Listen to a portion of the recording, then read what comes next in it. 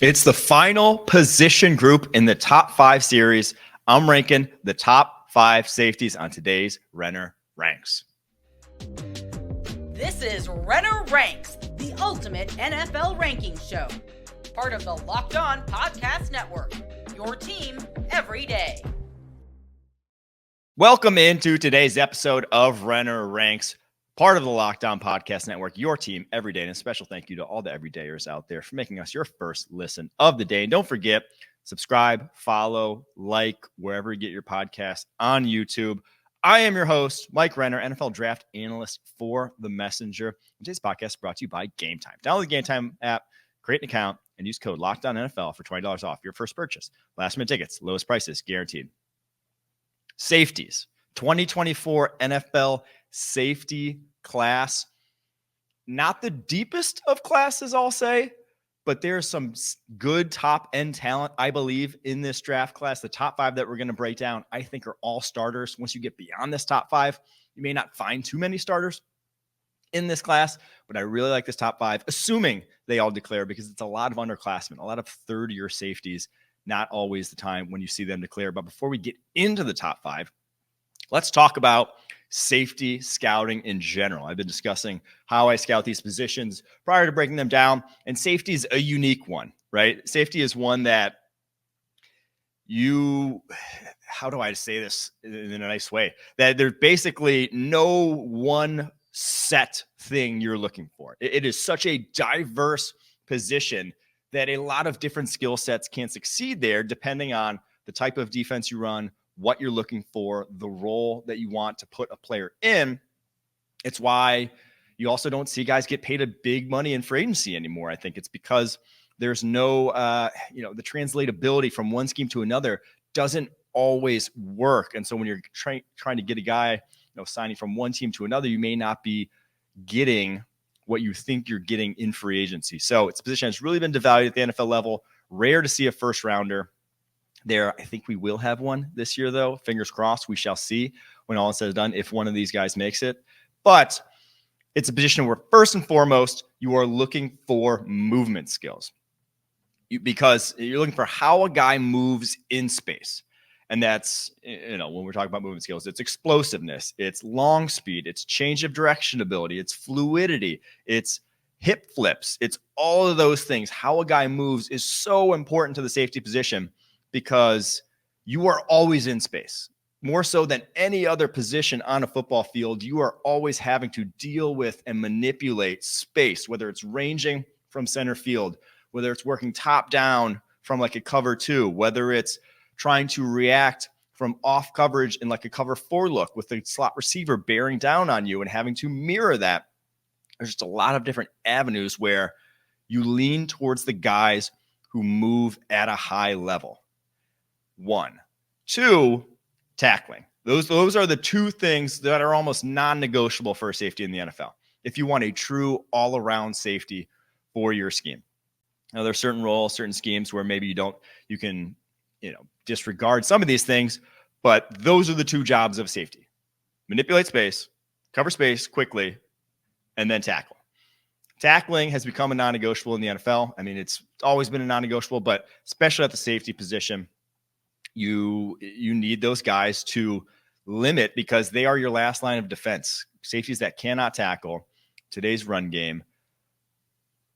If they were, 15 years ago, they missed a tackle in the box, another guy come clean it up. Now, he may be the last guy getting his hands on a running back with how defenses are set up, and you need them to make those tackles. So tackling and how they move are the 1-2 at the safety position.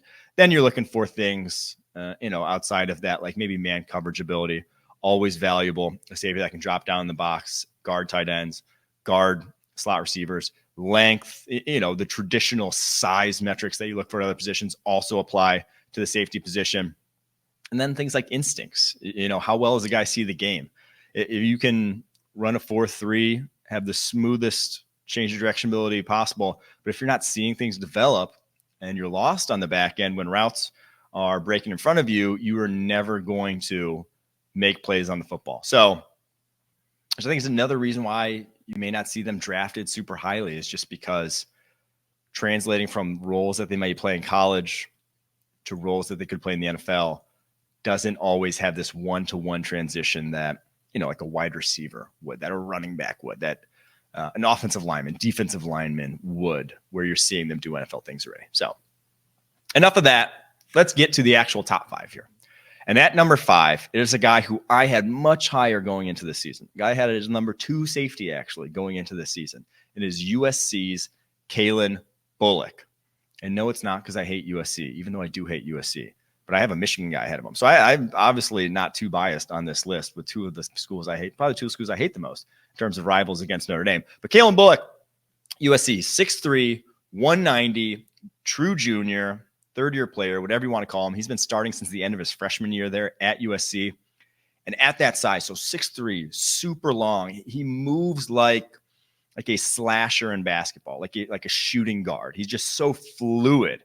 Honestly, when you watch his tape, I almost feel like he should be playing wide receiver because his ball skills are great. How he attacks the football is great. And how he moves and can flip his hips and stop and react. It's just movement skills are top notch. That's why I was so high on him going into this year.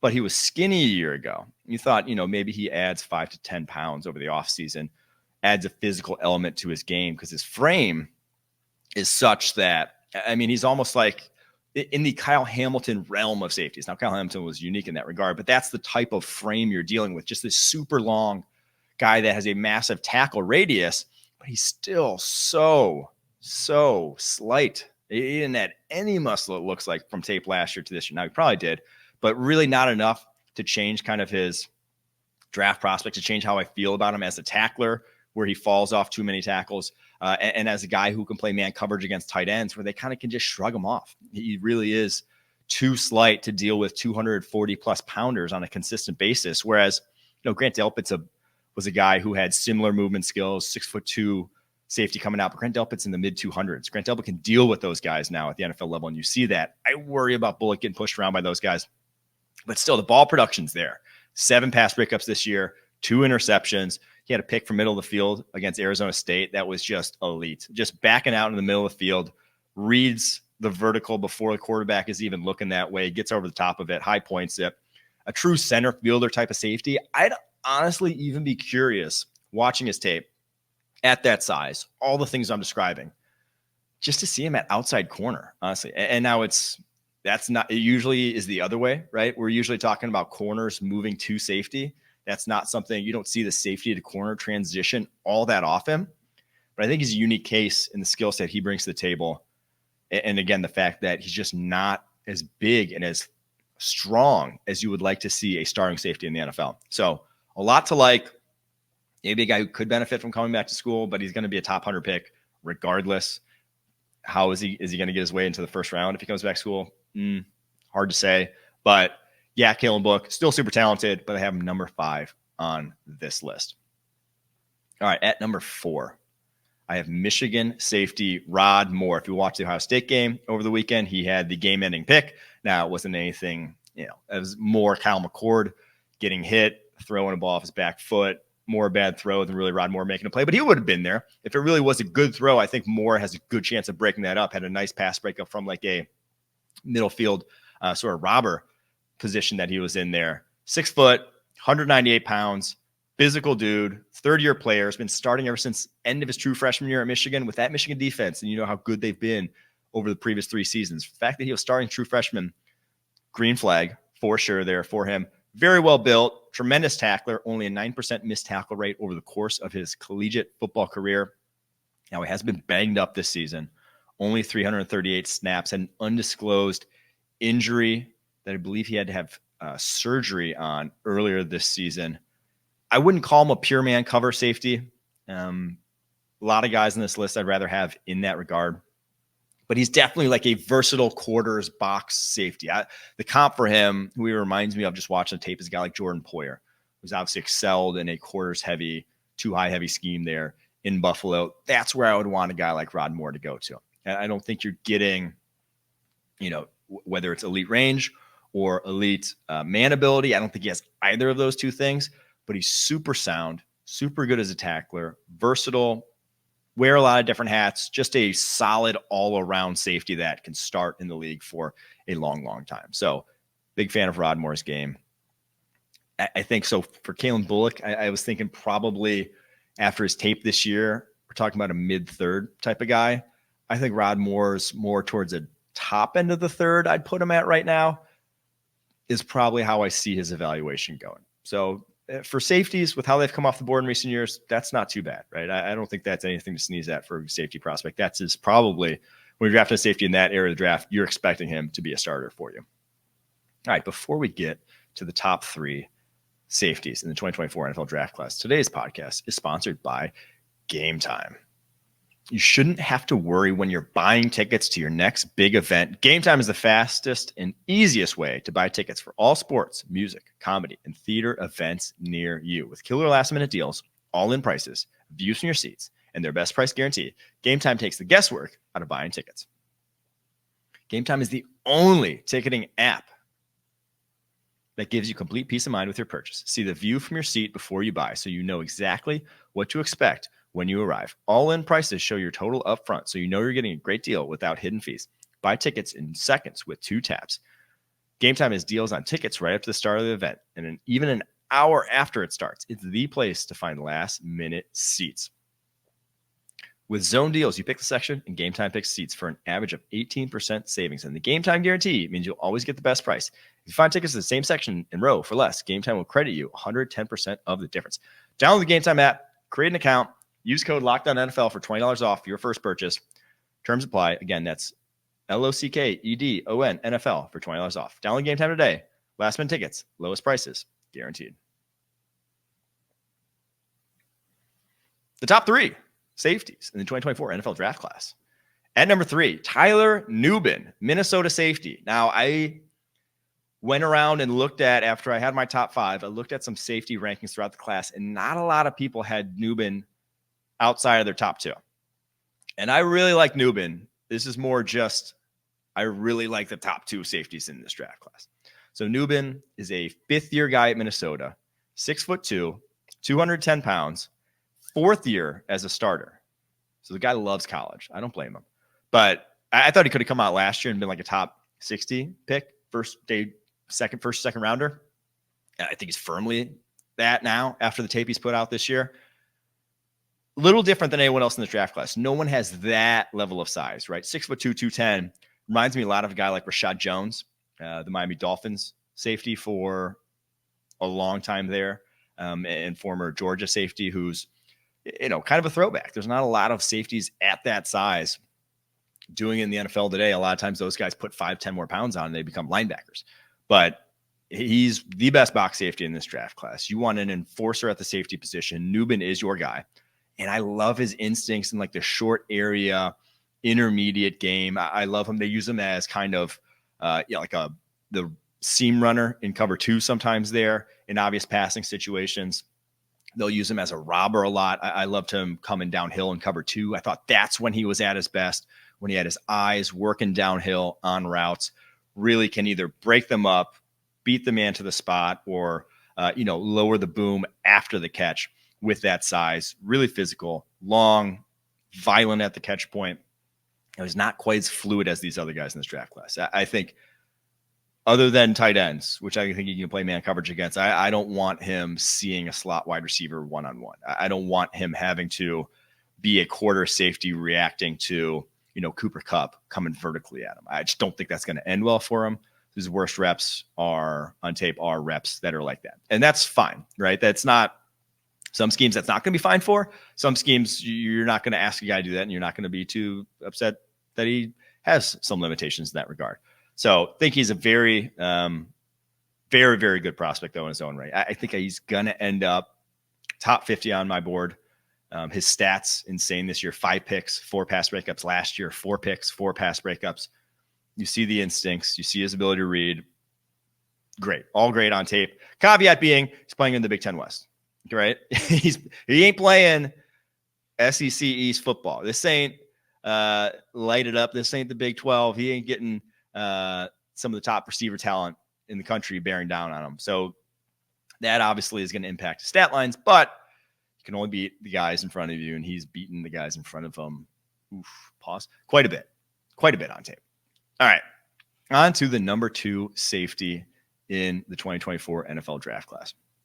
Javon Bullard from Georgia, a guy who I liked his tape as a slot corner last year in 2022. Now he's 5'11", 195. He looks more like a slot corner than he does a safety. That's on the small side for the safety position. That was his first year as a starter last year. He is a third-year player. Again, this class is chock full of juniors.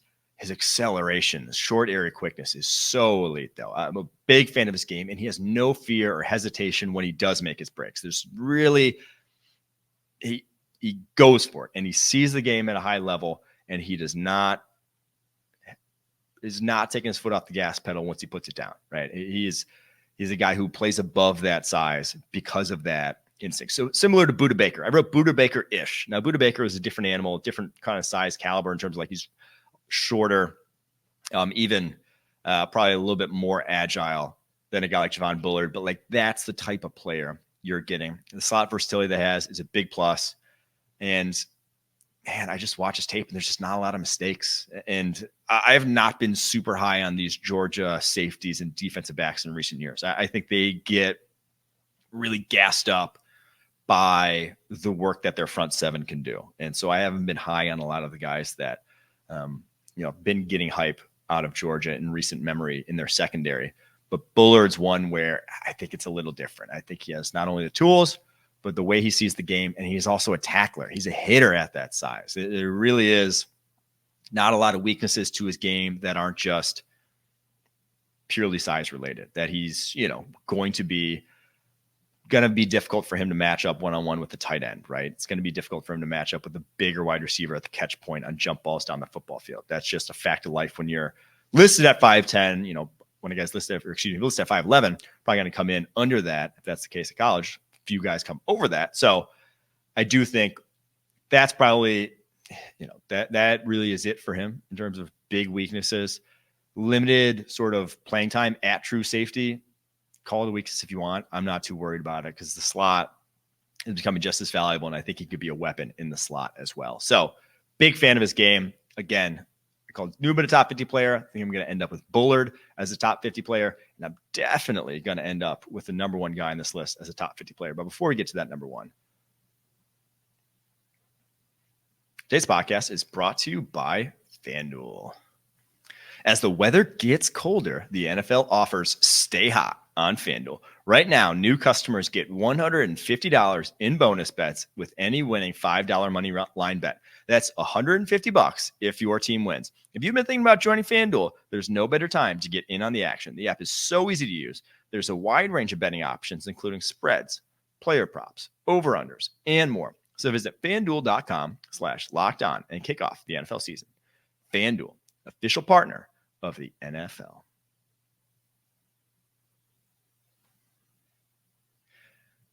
And the moment you guys have been waiting for, the number one safety in the 2024 NFL draft class. It is Cameron Kinchins, the safety from Miami. Third-year player. Started by the end of his freshman year there at Miami. 6 foot tall, 205 pounds. Before the season, I thought he could play his way into that Micah Fitzpatrick, Jamal Adams, Derwin James, Kyle Hamilton tier of safeties. You know the tier, the ones that have gotten the ones that have been hyped up to that as prospects, lived up to it in the NFL, just kind of surefire slam dunk sort of picks. Hasn't quite gotten there. His tape this year has been far more inconsistent than I would have liked. He got pick happy. Let's call it like it is. The guy had 6 picks a year ago, and he was trying to pick off every pass he could this year. And that's not necessarily the worst thing in the world. I think you'd rather reel in some playmaker instincts from a guy than have to coach that into someone, because I don't think there's not a strong track record of guys figuring out how to find the football once they get to the NFL. But still has 5 picks this year. And missed 2 games as well after being carted off against, I believe it was Texas A&M. He blew the coverage against Georgia Tech. If you recall that game early on in the season where Miami ran when they could have just knelt it out, fumbled. Georgia Tech had like 2 plays. Second play, he bit on a double move, or he bit on the quarterback coming outside the pocket, and then quarterback broke out even farther and left the guy wide open for a touchdown. So there is some of that to his game, reminiscent of Andre Sisco, in my opinion, the Syracuse safety in that Cisco had tons of picks on his tape at Syracuse, tons of ball production. You also saw him out of position a lot, trying to get that ball production. And Cisco, as he got to the NFL, turned into one heck of a player. I think he's a much better tackler, a much better all-around safety than Cisco was. Maybe not quite the elite range. Cisco had some elite range on his tape at Syracuse, but also Cisco had a torn ACL coming out in the draft. So Cam Kinchin's full bill of health now. To me, much better prospect than guys like Dax Hill, Darnell Savage, Jonathan Abram, who are your most recent first-round safeties that I haven't mentioned yet. I love his ball skills. I mean, even regardless of the playmaking instinct, the picks that he's had on tape, I love the way he attacks the football in the air. Truly elite in that regard. All 6 of his picks back a year ago, 2022, came from a deep middle alignment. Deep middle guys making picks like that, reminiscent of someone like Malik Hooker, who was elite from a deep middle coming out of Ohio State. But you're seeing it again this year. Like Malik Hooker had 1 year of production. Cam Kinchin's, you're seeing a lot of ball production consistently from that deep alignment. I don't think he's like a 4-3 guy, but he still has very good range. He's tracked down receivers from behind consistently on his tape. When he wants to open up the full throttle, he's got the gas to move. So big fan of all that stuff. Big fan of what he can do as a hitter. He wants to lay the boom. He wants to be an enforcer over the middle of the football field. Truly one of the better just single high safety prospects. And now who's running single high anymore? Yeah, your guess is as good as mine. It's not in vogue nearly as much as it was maybe half a decade ago, but the skill set will still translate to a lot of other alignments around the NFL that he could be used in. So massive fan of his game. I do worry about the guessing on his tape this year. We'll see. It felt like a guy really trying to put himself in the top 10 conversation, really go out on a limb and get 8, 9, 10 picks and put himself on the map. And that way, that's not how you do it, though, in my opinion. So we'll see how coachable he is once he gets to the NFL. But to me, back end of the first round, I take this guy at this point. I think once you get to the 20s, he's more than talented enough to pull the trigger at that point in the draft. So big fan of Cam Kinchin's. There's your top 5. Number 5, Kalen Bullock from USC. Number 4, Rod Moore from Michigan. Number 3, Tyler Nubin from Minnesota. Number 2, Javon Bullard from Georgia. And number 1, Cam Kinchin's from Miami. A good top 5. After that top 5, not a lot of guys I'd even mention, truthfully, in terms of guys I'd go to bat for as day 2 picks. It's just a weak safety class. After that, those are the top 5 you want. If you're in need, I think you're going to want one of those guys. All right, on tomorrow's episode, we're going to rank the strongest position groups in the 2024 NFL draft class, 1 through 11. You know how I like to chop them up. You got quarterbacks, running backs, wide receivers, tight ends, interior offensive line, offensive tackle, defensive interior, edge, linebacker, cornerback, safety. Those 11, we'll rank them 1 through 11 on tomorrow's show. Austin Gale on Thursday, and then get into a little more draft. Going to get some draft analysts on Friday. Not sure exactly who just yet, but very excited to do it. Thanks for tuning in to Renner Ranks, part of the Locked On Podcast Network, your team every single day.